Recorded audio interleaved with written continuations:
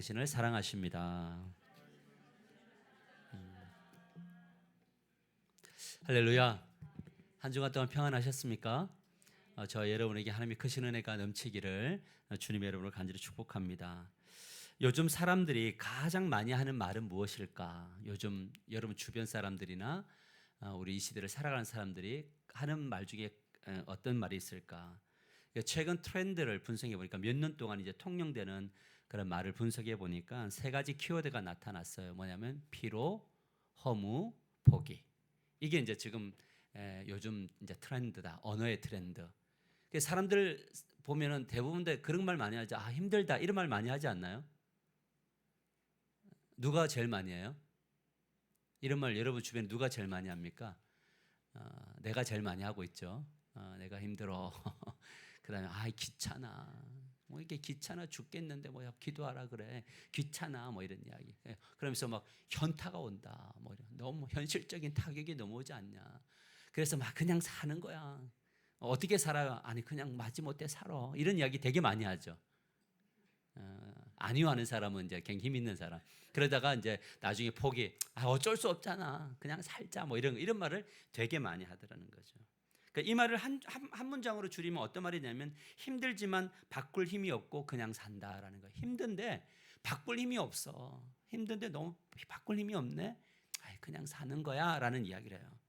여러분 참 아픈 이야기지 않아요?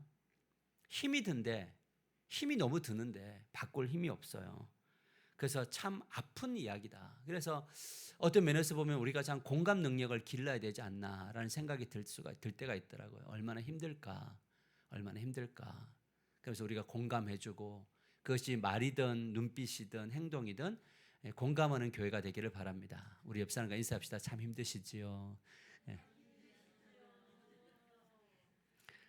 이럴 때 고마워요 이래야 되는데 보면 몰라 이러면 이제 실적에 보면 딱 보면 알잖아 뭐 이런 거 말이 아니라 그런 이런 말들이 이 시대에만 적용된 걸까? 그렇지 않죠. 아담의 후예로 태어난 모든 시대 사람들이 했던 이야기. 힘들지만 바꿀 힘이 없고 그래서 그냥 살아. 어떤 시대가 더 힘들고 편안한 어떤 시대든 더 힘들고 더 편안했던 시대는 없습니다. 왜냐하면 고통이라는 것은 완전히 객관화시킬 수가 없더라고요.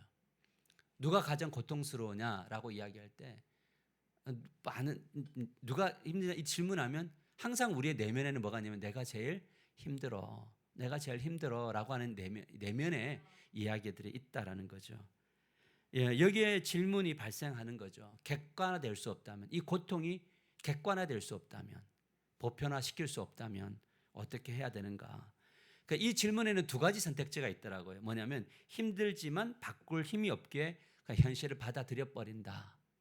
포기야. 이렇게 살든지 아니면 힘들지만 나는 이 상황을 뒤집고 나는 행복을 쟁취하고야 말 거야 라고 하는 그 지점으로 가는 사람이 있는 거죠. 오늘 하나님이 물어요. 이 둘 중에 너희들은 어떤 길을 걷고 있느냐. 힘들다. 그래서 바꿀 수가 없잖아. 그냥 받아들이자. 근데 거기다 뭘까지 붙이냐. 믿음으로 라는 말까지 붙여요. 근데 하나님이 우리들에게 던지는 도전은 뭐냐면 정말 최선을 다하고 있니? 그 도전을 하는 거죠. 그런데 안타까운 현실은 많은 그리스도인들도 힘들지만 바꿀 수 없어. 포기해버리자라는 그런 그냥 살아가고 있어라고 하는 그리스도인들이 되게 많아요. 그냥 살고 있어요.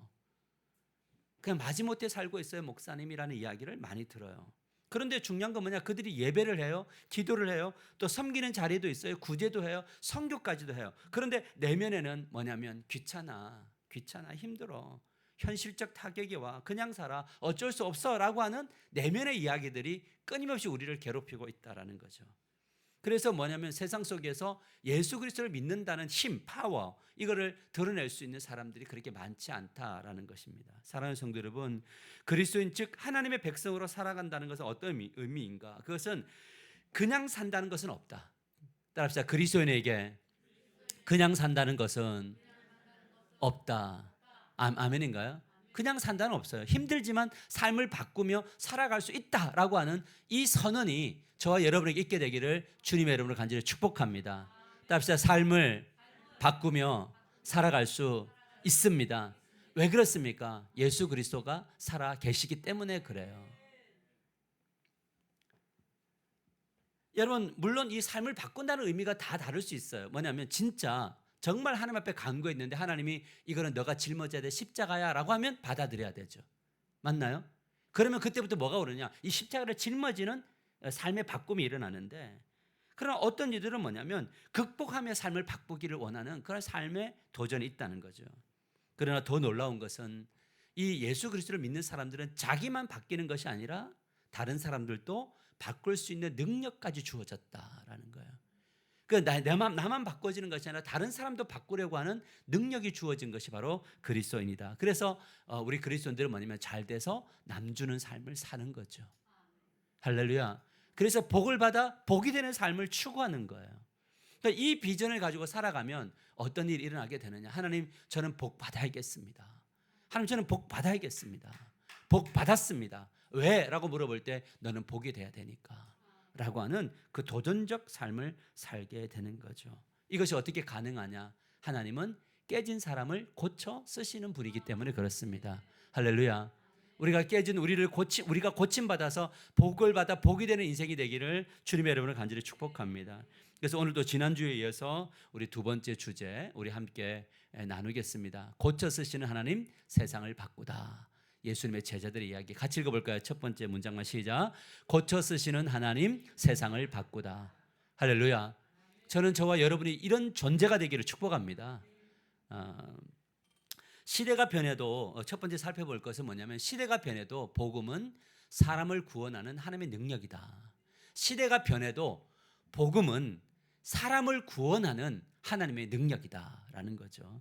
우리 사도행전 2장 36절과 37절을 보면 이렇게 말합니다. 그런즉 이스라엘 온 집은 확실히 알지니 너희가 십자가에 못 박은 이 예수를 하나님이 주와 그리스도가 되게 하셨느니라 하니라.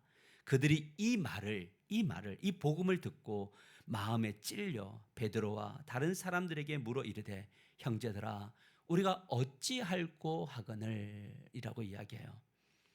여러분, 오순절날 성령의 충만함을 받은 제자들, 즉 다시 말하면 고침을 받은 제자들이 뭘 전하냐면 그들이 만난 예수, 그들이 만난 그리스도의 복음을 선포합니다. 근데 신기한 일이 벌어집니다. 복음을 전해들은 사람들이 듣고 마음이 찔림을 받고 우리가 어떻게 해야 합니까? 라는 질문을 가지고 나옵니다. 여러분, 고쳐지는 순간이 언제냐면 주님 어떻게 해야 됩니까? 라고 하는 이게 고침의 시작점이더라고요. 어떻게 해야 됩니까? 물어요. 여러분, 제자들이 수많은 사람들에게 복음을 전합니다. 그런데 그 가운데 어떤 누구는 마음이 찔리지 않고 어떤 누구는 마음이 찔립니다. 그리고 어떤 누구는 말씀에 반응을 합니다. 그런데 신기한 것은 이런 제자들이 전한 복음 때문에 몇 명이 돌아다니면 3,000명이 한 날에 뭘 받아요? 구원을 받습니다. 여러분, 사도행전 2장 38절 41절을 보면 그 구원받는 과정이 또 어떻게 되면 보세요. 어떻게 할꼬라고 했는데 베드로가 이르되 너희가 뭐하며 회개하여 각각 예수 그리스도의 이름으로 뭘 받고 세례를 받고 죄 사함을 받으라. 그리하면 성령의 선물을 받으리라. 그 말을 받은 사람들은 세례를 받음에 이날의 신도의 수가 3,000이나 다하더라. 여러분, 여기 복음을 전할 때 꾸미나요? 여기 상담이 들어오고 공감이 들어오고 뭐 이런 것들이 아니라 복음이 뭐냐면 선포되었단 말이에요. 그런데 찔렸어요. 근데 찔림 받은 사람들 중에 어떻게 할거 물었는데 그 답을 주니까 그 답을 찾아가는 사람들이 몇 명이 나왔더라? 3,000명이 나왔다라는 거죠. 여러분, 하나님 나라의 복음이 전해진 곳은 놀라운 일이 발생합니다. 유대 역사가였던 요세푸스라는 분이 계시는데 이 요세푸스라는 사람이 그때 당시에 이 예수님 당시의 이야기를 기록을 했는데 이 유대인의 절기 때가 되면 이 예루살렘으로 몇 명이 오냐면 최소 20만 명에서 최대 100만 명이 몰려온다고 합니다.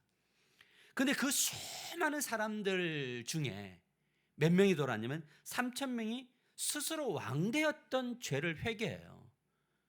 그리고 뭘 하냐면 세례를 받으며 죽어버려요. 이제는 내가 사는 것이 아니고 내 안에 그리스도가 삽니다 라고 죽어버려요. 그런데 죽고 일어서서 나오는데 뭐가 임하느냐? 성령이 강력하게 임하게 됩니다. 그리고 그들이 뭘 받느냐? 구원을 받아요. 여러분, 참 신기한 것은 3명이 아니라 몇 명이 구원을 받았다고요? 3,000명이 구원을 받았다. 여기에 중요한 질문 하나가 발생을 합니다. 오늘날에도 이러한 일들은 나타날 수 있느냐? 어때요? 오늘날에도 이런 일이 나타날까요? 안타깝게도 그리스도인들 중에는 이런 일은 오순절에만 나타난 것이고 저 교회만 나타나는 것이고 우리 교회에는 나타나지 않아, 우리의 가정에는 나타나지 않아라고 생각하는 그리스도인들이 많다는 거예요. 그러나 놀라운 사실은 오늘날에도 이런 일들이 발생하고 있다. 우리 교회 가운데도 일어났었다. 나고 있다. 날 것이다. 그리고 주변의 많은 교회들에게도 지금도 이 복음을 믿는, 이 복음의 능력을 믿는 교회에게 하나님이 역사하신다라는 거예요. 김포에 가면 빛나 교회라는 교회가 있습니다. 40여 명의 성도들과 함께 이 목사님이 김포에 뭘 했냐면 개척했다가 40명이 될 즈음에 이제 주변이 발전을 하니까 뭐냐면 예배당을 지었어요. 여러분, 이 40명을 데리고 예배당을 지으니까 심한 경제적인 압박을 받게 되었습니다. 매달마다 이자를 내야 되는 이 고민 속에 사로잡혔어요. 어쩌면 우리도 그 길을 가고 있는지 모르겠어요. 그런데 그렇다 보니까 목사님이 어디 이런 나눌 데도 없고 성도들 중에 누가 어떻게 됩니까? 물어보는 사람도 없고, 그러니까 마음속에 뭐가 있냐면 우울증이 찾아오는 거예요. 그걸 어떻게 알았냐면 내일이면 어떻게, 내일이 안 왔으면 좋겠다. 그냥 내일이 안 왔으면 좋겠다. 이런 마음이 드는 거예요. 그러다가 목사님이 어느 날 폐쇄 공포증이 또 오게 된 거예요. 그렇게 2021년도를 보내게 됩니다. 그러니까 얼마 안 된 이야기죠. 그러던 중에 후배 목사가 목사님 힘내시고 우리 전도 세미나 가봅시다 하고 가자고 했는데 이 기회 들릴까요? 안 들릴까요? 이 목사님이 전도 세미나를 많이 다녀봤을까요? 안 다녀봤을까요? 진짜 많이 다녀봤겠죠. 근데 그의 마음속에 어떤 생각이 들면 안 돼, 힘들다, 포기라는 마음을 가지고 있었던 거예요. 그래도 후배가 계속적으로 요청하고 강권하니까 그래 마지막이다 하고 갔는데 그곳에서 자신도 모르게 그 강의를 들으면서 다시 전도해야 되겠다라는 마음이 일어난 거예요. 그래서 이제 전도하러 나갔는데 신기하게도 첫 주에 1명이 나오고 그 다음 주에 3명이 나오고 그 다음 주에 6명이 등록을 하면서 1년 만에 200명의 교인이 출석하게 됐다는 거예요. 막혔던 전도의 문이 열리더라는 거죠. 요즘 목회자들과 성도들의 마음에 자리 잡은 게 뭐냐면 패배주의가 되게 많이 잡혀 있어요. 왜냐하면 해보지도 않고 안 된다라고 말하는 일들이 너무 많아요. 그러나 이것을 알아야 됩니다. 안 된다고 하면 안 되더라고요. 여러분, 안 된다고 하니까 진짜 안 되더라고요. 여러분, 안 돼라는 마음이 들면 뭐가 되냐면 현실적으로 타협할 것들이 많이 보여요. 안 돼. 우리 성도들 얼마나 힘들까. 일주일 동안 저렇게 힘들게 살고 있는데 저 성도들 데리고 토요일 날 나오라 그랬고 전도하라고 하면 얼마나 괴로울까. 좀 나이 싸게 가자. 그러면서 안 되니까 타협할 일들이 되게 많아져요.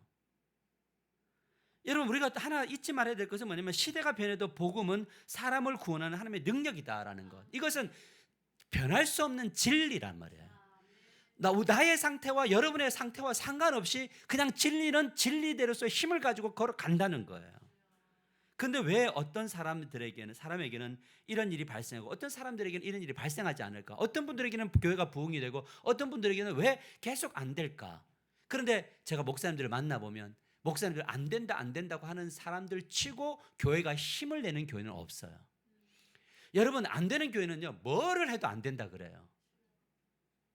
그러면 뭘 하게 되느냐? 옆에 있는 사람도 안 된다 그래요. 여러분, 우리가 안 된다고 생각하면 혼자 입 딱 다물어야 돼요. 아멘인가요? 저는 여리고성을 늘 생각해요. 여리고성을 돌 때 될 일이에요? 안 될 일이에요? 잘 생각해 보세요. 침묵하고 도는 게 돼요? 안 돼요? 근데 왜 주님이 침묵하라고 하셨을까요? 돌면서 어떤 한 사람이 특히 이제 제사장이 언약궤 메고 돌면서 이거 안 될 것 같은데, 하나님 이거 안 될 것 같은데 하면 그 옆에 있는 사람이 어떤 생각이 들까요? 안 그래도 안 될 것 같았는데 또 안 될까요? 그러면 그 200만 명이 전부 다 돌면서 안 되는데 그러면 그곳에 역사가 나타나겠냐고요.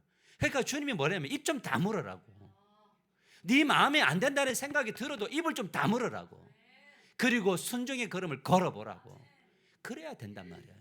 그래야 된다고요. 여러분, 고침받은 사람들의 특징이 뭐냐면 자기 확신을 버리고 오직 주님만 의존해요. 뭘 버린다고요? 자기 확신을 버리고 오직 주님만 의존해요. 요한복음 21장 11절에서 12절을 보면 시몬 베드로가 올라가서 그물을 육지에 끌어올리니 가득히 찬 큰 물고기가 153마리가 3마리라 이같이 많으니 그물이 찢어지지 아니하였더라. 예수께서 이르시되 와서 조반을 먹으라 하시니 제자들이 주님이신 줄 아는 고로 당신이 누구냐 감히 묻는 자가 없더라 이렇게 이야기해요. 여러분, 이 전에 뭐냐면 밤새도록 물고기를 잡았거든요. 그런데 물고기를 못 잡았어요. 근데 주님이 뭐라면 그물을 오른편에 던지라 그러거든요. 그러면 이거 말 되는 이야기가 안 되는 이야기예요. 그러면 마음속에 어떤 생각이 들까요? 던지면서도 안 되는 거죠. 근데 안 되지만 뭐 하는 거예요? 주님의 말씀을 믿고 던지는 거죠. 여러분, 오늘 이 본문의 배경은 부활하신 주님을 3번째 만나고 있는 거거든요. 그런데 주님의 말씀을 믿고 던졌더니 153마리의 물고기가 찢어질 정도로 오게 된다는 거죠. 그런데 여기서 우리가 주목한 건 뭐냐면 순종했더니 153마리가 왔더라가 아니라 마지막 구절에 뭐라고 하면 누구냐 감히 묻는 자가 없더라 이렇게 이야기해요. 감히 뭐 한다고? 묻는 자가 없더라. 사랑하는 성도 여러분, 예수님의 제자들이 어떤 사람입니까? 말을 잘하는 사람들입니까? 못하는 사람들입니까? 여러분, 어떤 것들을 해석 잘하는 사람입니다. 베드로는 뭐냐면 모든 사람이 주를 떠나도 저는 떠나지 않습니다. 그다음에 도마는 함께 죽으러 가자 했던 사람들이고, 또 요한 같은 경우에는 사마리아 사람들이 복음을 받아들이지 않으니까 뭐라고 이야기하냐면 주여 하늘에서 우레를 내려가고 저들 다 죽여버릴까요? 이런 했던 사람, 모든 것들을 판단하고 말 잘하는 사람들입니다. 그런데 이 부활하신 주님을 만나고 난 다음에 제일 먼저 뭐가 사라지느냐? 말이 없어져요. 말이 딱 입을 딱 다물어요. 단 하나의 고백만 해요. 요한복음 21장을 보면 요한의 아들 시몬아 내가 나를 사랑하느냐라고 이야기하니까 뭐라고 이야기합니까? 내가 주님을 사랑하는 줄 주님이 아시나이다. 주님이 아십니다. 무엇을 보여줍니까? 베드로와 제자들은 자기 확신, 자기 생각, 자기 계산기 이런 거 내려놓고 뭘 하는 거냐? 나는 뭐냐면 주님만을 의존합니다.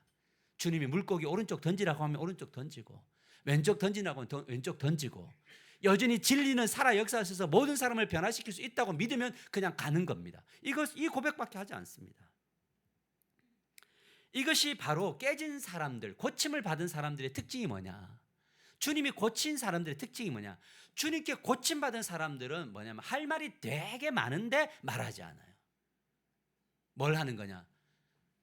내 생각은 이런데 주님이 이렇게 하시라고 하니 뭐 하는 거냐? 던져보는 거죠. 그곳에 놀라운 역사가 나타나게 됩니다. 여러분, 철저하게 주님을 의존하는 사람들은 무엇을 하게 되느냐? 여러분, 의존이라는 건 어떤 방식이냐? 그것은 바로 뭐냐면 눈물로 씨를 뿌리는 자는 반드시 기쁨으로 단을 거둔다는 걸 믿어요. 여러분, 이걸 믿기에 뭘 하는 거냐? 오직 기도에 힘쓴다는 거예요. 답시다. 의존한다는 것은 기도에 힘쓰는 것입니다. 아멘인가요? 의존하는 것은 기도에 힘써. 그래서 믿음의 사람들은 뭐부터 하느냐? 이런저런 말 하지 않고 뭐 하러 가느냐? 기도하는 거죠. 그러니까 기도하지 않는 것은 의존하지 않는 거예요. 기도하는 것이 누구를 의존한 거다? 하나님을 의존하는 거예요. 이럴 때 아멘 하셔야죠. 그러니까 이제 기도를 안 하니까 아멘이 안 나오는데 아멘이에요. 그래서 사도행전 1장 12절과 14절 이렇게 말합니다. 제자들이 더불어 마음을 같이하여 오로지 뭐하게 힘쓴다고요? 기도에 힘쓰더라. 여러분, 이 본문을 지금까지 몇 번 들었어요? 이 본문을. 빨리 대답해봐요. 계산도 못할 거예요. 그런데 살아요, 안 살아나요? 안 살죠. 근데 말은 많아요, 말은 적어요? 말은 많아요. 그러니까 말은 엄청나게 하고 이 단순한 진리, 이 축복의 통로의 자리로는 뭐 하지 않아요? 오지 않으니 주님이 뭐 하실 수 없다? 일하실 수 없는 거죠. 여러분, 기도가 요만한 구멍이면 요만큼밖에 흘러보지 못해요. 그런데 기도의 관이 이만하면 주님은 엄청난 걸 부어주세요. 혼자서 기도할 때는 강한 역사를 드러내실 수가 없어요. 근데 함께 오직 마음을 같이하여 기도할 때 그 관이, 파이프가, 축복의 관이 크기 때문에 하나님은 놀라운 역사를 나타낼 수밖에 없다라는 거예요. 그래서 공동체 기도해야 된다는 이야기를 끊임없이 강조하는 거예요. 오직 기도에 힘썼더니 제일 먼저 뭐가 일어나느냐? 변화가 일어나지 않고 성령의 충만함을 받아요. 여러분, 의존하는 자에게 주시는 가장 귀한 선물이 뭔지 아세요? 성령 충만이에요. 그 성령 충만하니까 어떤 일이 되냐? 말씀 충만이 돼요. 성령 충만하니까 뭐가 충만해요? 말씀 충만이 돼요. 말씀 충만하니 그곳에 용기가 생겨요. 그 용기가 생기는 곳에서 복음을 전하니 역사가 나타나는 거예요. 여러분, 성령 충만하면요, 기도 충만, 성령 충만하면 뭐 충만? 말씀 충만, 그리고 복음 충만이 일어나게 된다라는 겁니다. 그때 20만 명의 이상에게 전도, 즉 예수 그리스도의 복음을 전했더니 어떤 결과가 나타났다고 했죠? 사도행전 2장 38절 41절 같이 큰 목소리로 읽습니다. 시작. 베드로가 이르되 너희가 회개하여 각각 예수 그리스도의 이름으로 세례를 받고 죄 사함을 받으라. 그리하면 성령의 선물을 받으리니 그 말을 받은 사람들은 세례를 받음에 이날에 신도의 수가 3,000이나 더하더라. 하나님이 몇 명을 지금 고쳐 쓰시려고 하시는 거죠? 3,000명을 고쳐 쓰시려는 거죠. 내가 복을 받으니 나를 통해서 다른 사람이 고쳐지나요? 아멘. 원리는 옆 사람을 고치려고 기도하면 안 돼요. 내가 고쳐지면 자연스럽게 옆 사람이 고쳐져요. 그건 어떤 나로 고쳐져야 되느냐? 의존하는 내가 돼야 돼요. 그럼 의존한다는 건 뭐냐? 기도하는 나 자신이 되어야 돼요. 기도하면 성령 충만하게 되어 있어요. 그래서 기도할 때 딱 한 가지 놓고 기도하세요. 뭐냐면 성령 충만하게 하소서. 그리고 말씀 충만하게 되면 놀라운 역사가 나타난다는 거죠. 우리 앞에서 언급한 이영용 목사님의 이야기입니다. 2021년도에 세미나에 참석했을 때 그때 세미나 강사 목사님이 두 가지 질문을 하더래요. 첫째는 뭐냐면 울어본 적이 있느냐 이렇게 물어보더래요. 울어본 적이 있느냐. 그러니까 목사님이 네라는 대답이 막 나오더래요. 난 지금도 울고 있다는 거예요. 지금도 울고 있어요. 하나님 지금도 울고 있어요. 나는 매달 이자를 갚으려고 울고 있고 또 어느 날은요 성도 때문에 울었대. 성도들 때문에 너무 많이 울었대요. 왜냐하면 목사님이 차를 몰고 이제 교회 예배당 지하로 이렇게 주차장으로 들어가는데 갑자기 막 답답함이 와서 뭐냐면 그 차를 브레이크를 밟지 못하고 벽에다 받아버렸대요. 근데 이게 이제 교회 소문이 난 거예요. 그 목사님이 무슨 병에 걸렸다? 우울증과 폐쇄 공포증이 걸렸다. 이러니까 성도들이 이러면 뭘 해야 돼요? 기도를 해야 되는데 성도들이 떠날 준비를 하더래요. 그 목사님에게 찾아와서 목사님 제가 오늘 힘든 이야기를 좀 하려고 합니다. 뭐냐 그랬더니 목사님 저 교회를 떠나야 될 것 같아요. 그러더래요. 그래서 기도 받으러 왔어요. 그러더래요. 그래서 목사님이 그 성도님에게 그랬대요. 좋겠다. 당신은 이렇게 힘든 순간에 떠날 수 있어서 좋겠다. 나는 떠날 수도 없다. 그리고 기도를 해줬는데 그 권사님이 떠났을까요? 지금까지 잘 열심히 섬기고 있대요. 때로는 목사가 성도들에게 아픈 이야기도 좀 해야 될까 봐요. 여러분은 좋겠어요. 이렇게. 여러분 근데 두 번째 질문을 던졌는데 어떤 질문을 던졌냐면 전도 때문에 울어본 적이 있느냐, 영혼 구원 때문에 울어본 적이 있느냐. 그러니까 영혼 구원에 대해서 울어본 적이 없구나.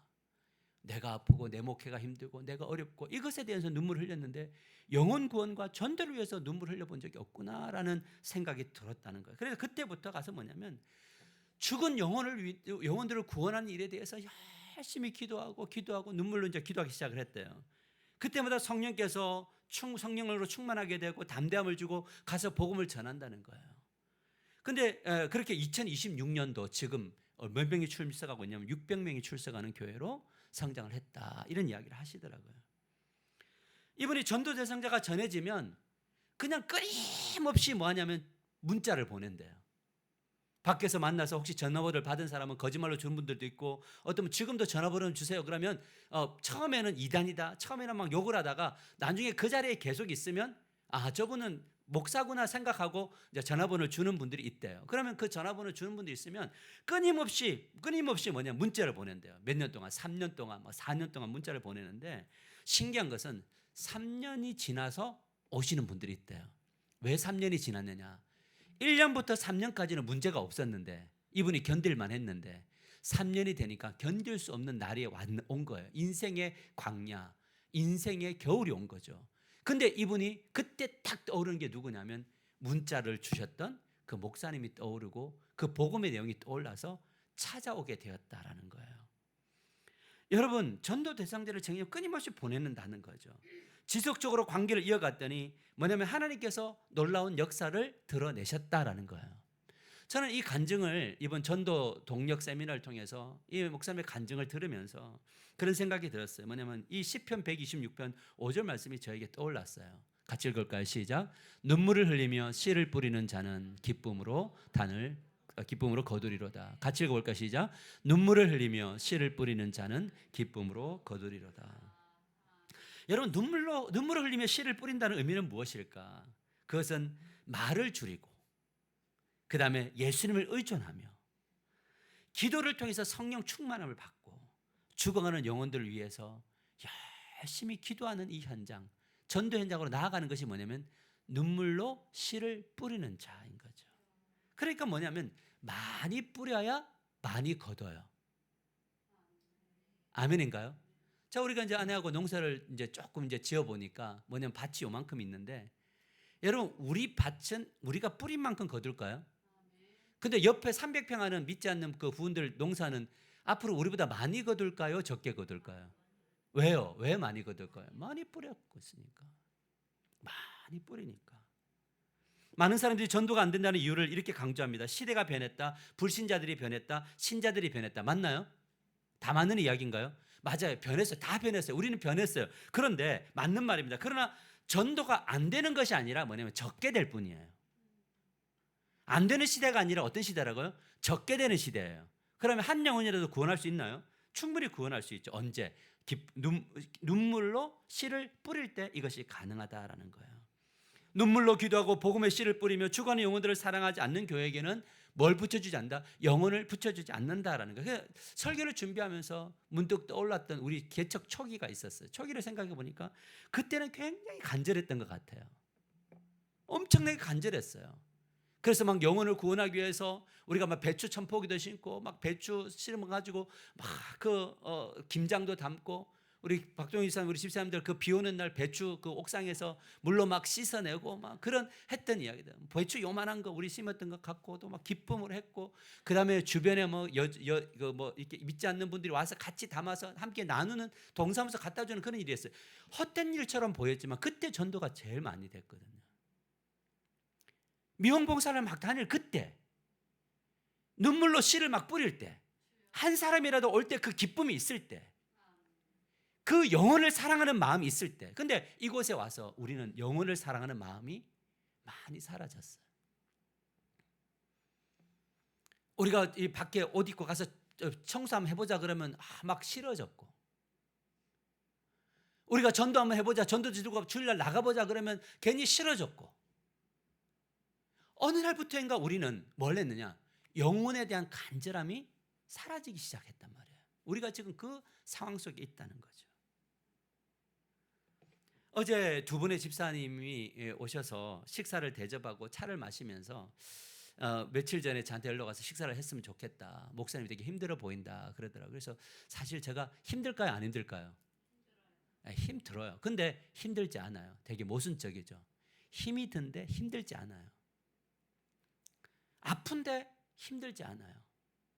여러분, 이 말은 무슨 말이냐면, 그래서 이분들을 만나서 어떤 대화를 나눌까 하나님 앞에 기도했는데 하나님이 저에게 주신 마음이 있었어요. 감동이 있었는데 뭐냐면, 지난 9년간 우리 교회를 돌아보니까 내부적으로 교회를 세우는 일에 굉장히 집중을 많이 했던 것 같아요.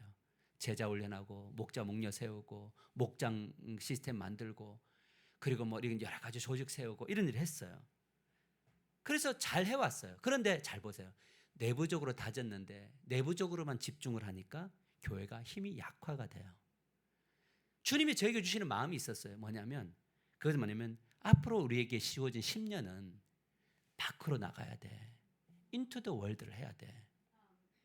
너희 교회 지금까지 잘 봐봐. 잘 지켜왔잖아. 아픈 분들, 병든 분들 치유하고 회복하고 또 견디게 하시고 해왔어. 근데 이제는 너희는 먼저 그의 나라와 그의 의를 구해야 돼. 그럼 나머지는 내가 지금까지 해왔던 것처럼 책임질 거야. 내부적으로 다진다 한다면 어떻게 다져야 되냐면 새로운 영혼들이 어떻게 오면 우리가 어떻게 그들을 섬길까에 대한 다짐이 있어야 되고 우리는 into the world 밖으로 나가는 지점이어야 된다. 그래서 제가 차를 마시면서 계속 말을 이어갔습니다. 한 달에 한 번은 우리 집사님 가정이 일부 예배를 드리고 밖으로 다른 교회로 가십시오. 한 달에 한 번 정도는 정해놓고 그곳에 일부 예배 마치고 목장은 다른 분들이 책임질 거니 다녀오십시오. 그리고 밖으로 나아가는 교회가 어떤 모습으로 서 있는지, 어떻게 예배하고 어떻게 준비하고 어떻게 꾸몄는지를 집사님들이 보십시오. 제가 그 이야기를 했어요. 그리고 집사님들이 어느 정도 이제 토론이 되면 이제 30대, 40대, 50대 우리 집사님들이 일부 예배를 드리고 밖에 나가서 교회를 보고 오십시오. 우리 교회는 과연 어떤 걸 꿈꿔야 돼? 목사가 꿈꾸면은 그런가 보다 따라가는 것이 아니라 그냥 방관하는 것이 아니라 이제는 이 교회가 뭐냐면 우리가 꿈꾸고 우리가 생각하고 함께 공감하고 나아가는 목사가 방향을 정하면 그 방향을 찾아서 움직이는 그러한 into the world를 하는 그런 교회가 되기를 주님의 이름으로 간절히 축복합니다. 그렇게 예배당이 세워져야겠죠. 이것을 위해서 우리가 해야 될 것은 무엇이냐? 우리는 뭐 해야 되냐? 우리가 예수님을 만나야 되고 우리가 예수님 앞에 고침을 받아야 되고 그리고 충만한 은혜가 넘쳐야 된다라는 거죠. 여러분 그래서 우리가 눈물로 씨를 뿌리고 기쁨으로 단을 거두는 일들이 일어나야 된다. 누가 뿌려야 될까? 목사와 우리 중직자들이 먼저 뿌려야 된다. 지금 우리 권사님들이 눈물로 지금 기도로 씨를 뿌리고 있거든요. 결코 헛되지 않습니다. 여러분 지금 변화가 없는 것처럼 보이지만 헛되지 않습니다. 이제 우리 30대, 40대, 50대들이 이제는 눈물로 이제 기도해야 될 그런 타이밍이고 그 중심에 우리 집사님들이 서야 될 타이밍이다라는 것. 그래 보고 난 다음에 큰 교회를 가보면 부럽고 기도 죽을 수 있어요. 그럼 어떻게 해야 될까? 기죽는 것이 아니라 이것을 위해서 어떻게 해야 될까 할 때 우리가 함께 모여서 기도하고 또 때로는 과감한 도전을 하고 사람이 비전인 걸 따라서 도전할 때 주님이 영혼을 붙여주면 끝난다는 거죠. 목사님이 그런 이야기 하더라고요. 이영영 목사님이 마지막 간증을 할 때 그렇게 교회의 재정 때문에 눈물 흘리고 힘들었는데 영혼이 구원되어지고 사람들이 채워지니까 이 물질의 문제들은 아무것도 아니더라. 성도들이 이건 내가 책임져야 돼 혼자 고민하는 것이 아니라 성도들이 늘어나고 하나님 나라가 확장되니까 이거 돈의 문제는 아무것도 아니더라. 그러니까 뭐냐면 우리의 모든 문제는 주님이 책임지시는데 영혼 구원이 이루어지면 다 되더라. 이것이 우리의 가슴 속에 있는, 제가 그 이야기를 했잖아요. 우리 지금 예배당하는 거 비전을 따라 걸어갈 때 여러 가지 우리 현실 속에는 어렵지만 영혼 구원이 일어나고 영혼이 세워지면 이 문제는 아무것도 아니다. 근데 영혼이 늘어나면 뭐 하게 되느냐? 우리가 함께 걸어가면서 이 세대를, 이 세상을 품을 수 있는 그런 놀라운 은혜, 우리 교회를 통해서 3,000명의 영혼이 구원되고 이런 역사가 일어나게 되더라라는 것, 이것이죠. 말씀을 맺으러 갑니다. 최근 갑자기 아픈 지체들이 많아졌죠. 여러분 당황스럽죠. 어떤 관점으로 봐야 할까? 저는 그 관점으로 생각을 했어요. 쭉 돌아보니까 우리 박여세 목사님을 시작으로 해서 계속적으로 이렇게 이어지고 그리고 또 이번에는 짧은 시간 안에 막 갑자기 툭 늘어나기도 하고 어떻게 보면 우리는 그런 생각할 수 있을 거예요. 목사님 뭐 기도하는데 왜 어려움이 더 많아지느냐 그런 생각할 수 있어요. 그러나 관점을 바꿔보면 우리에게 주신 비전은 사람이잖아요. 아멘인가요? 우리 아픈 분들이 우리 교회를 다니기 때문에 아프신 건가요? 그러면 우리 교회가 문제가 있는 거죠. 그런데 우리의 찾아오는 여러 가지 연약함과 무너짐 이런 것들은 뭐냐면 우리 삶 속에 일어나는 일들인데 그 일어나는 일들에 대해서 우리 교회에게 맡기셨잖아요. 여러분 저는 그 생각이 들었어요. 하나님 많은 교회가 있는데 왜 우리 이 작은 교회 안에 우리가 이렇게 감당하기 어려운 일들을 맡기십니까? 라는 질문을 던졌는데 하나님이 저에게 주신 도전은 그거였거든. 너희 교회이기 때문에 맡긴 거야. 너희 교회이기 때문에 맡긴 거야. 너희 교회가 할 수 있어. 너희 교회가 해야 돼. 그 마음을 주시잖아요. 그러면 우리가 계속적으로 이야기하는 각 사람이 비전이다 그랬잖아요. 그럼 우리 교회는 어떤 비전을 가지고 가느냐? 사람의 비전이다. 그런데 우리가 예배당을 짓고 있는 이쯤에 우리가 막 으쌰하고 힘내고 막 해야 되는데 과연 어떤 이슈가 있을 때 아무런 이슈가 없는 상황 속에서 우리가 으쌰하고 하면 좋겠지만 그러나 저는 이것이 오히려 더 뜨겁게 기도하고 더 뜨겁게 엎드리고 더 주님의 역사를 경험하는 어떤 현장이다라고 저는 믿어요. 우리 그렇게 될 거예요. 그러나 우리 계산대로 안 될 때도 있을 수 있을 거예요. 그러나 나중에 다 지나서 보십시오. 합력하여 선을 이루실 건데 우리가 그 자리에 머물러 있지 않으면, 여기서 말하고 말로 막 이 모든 것들을 판단하면 공동체는, 여리고성은 무너지지도 않을 뿐더러 우리 다 패배자가 돼요. 지금 우리는 어떤 시대 속에 있느냐? 하나님 우리에게 사명을 맡기셨구나. 영원히 사명이구나. 그래서 기도하는, 그래서 눈을 탁 뜨자마자 저는 드는 생각이 뭐냐면 그들의 이름을 부르며, 주님 얼마나 외롭고 고독하고 힘든 자리에 있을까요? 그들을 축복해 주세요 라고 하는 그 선언을 할 수밖에 없는 거죠. 이것을 알아야 됩니다. 교회가 은혜가 넘치려면 눈물로 씨를 뿌려야 은혜가 넘친단 말이에요. 여러분, 웃는 미소가 막 늘 깔깔깔 웃는 곳에 은혜가 임하는 곳이 아니라 눈물이 있는 곳에 기쁨으로 단을 거두고 그 안에 은혜가 넘치게 된단 말이에요. 그러니까 교회는 어떤 것이냐? 특이하게 우는 사람들이 많은데, 근데 울고 난 다음에 딱 떠날 때 그 자리에는 뭐가 넘치냐면 기쁨이 넘치고 감사가 넘치고. 그러니까 세상 사람들이 볼 때는 이해가 안 되는 게, 왜 울었어? 아파서 울었지. 왜 울었어? 힘들어서 울었지. 근데 지금은 왜 웃어? 라고 얘기할 때 주님이 역사하실 거니까. 그거를 보여주는 것이 바로 뭐냐면 교회다. 그래서 대가를 지불하지 않으면 결탄코 풍성한 은혜를 경험할 수 없다라는 거예요. 목사는 목사로서의 대가를 치러야 되고, 여러분들의 대가를 치러야 된다는 거죠. 그러니까 할 수 있는 것만 하는 게 아니라 때로는 힘에 겨운 일도 해야 돼요. 왜요? 그렇게 해야 뭐냐면 주님의 역사가 드러나기 때문에 그렇습니다. 사랑하는 성도 여러분, 우리 바울이 늘 꿈꿨던 게 뭐냐면 이 땅에 살기 싫어였어요. 바울의 꿈은 오늘이라도 당장 하나님 나라 가는 거예요. 그런데 왜 이 땅 가운데서 두들겨 맞고 고생당하고 핍박을 받았느냐? 눈물로 씨를 뿌릴 때 이 고통의 가치와 힘든 가치를 넘어선 영혼 구원과 그 하나님 나라의 기쁨을 맛보았기 때문에, 뭐냐면 이 땅 가운데서 내가 본 천국을 이 사람도 누려야 된다는 이 사명감 때문에 고난을 당하는 거잖아요. 그러면 우리가 해야 될 건 뭐냐? 얄팍한 위로와 얄팍한 공감, 이것도 필요하죠. 그러나 진정한 공감과 진정한 위로란 무엇일까라고 할 때 우리는 같이 눈물로 씨를 뿌립시다. 그것이 어떤 경제 문제에 있는 분들이든 육신의 연약함으로 있는 분들이든 우리가 영혼 구원이라고 하는 분들이든 이 모든 영역 속에서 눈물로 씨를 뿌리지 않고는 단을 거둘 수 없죠.